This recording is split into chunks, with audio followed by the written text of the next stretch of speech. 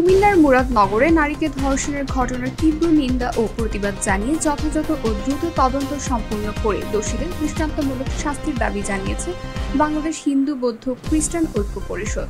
রোববার 29 জুন রাতে হিন্দু বৌদ্ধ খ্রিস্টান ঐক্য পরিষদের এক সংবাদ বিজ্ঞপ্তিতে এই তথ্য জানানো হয়েছে।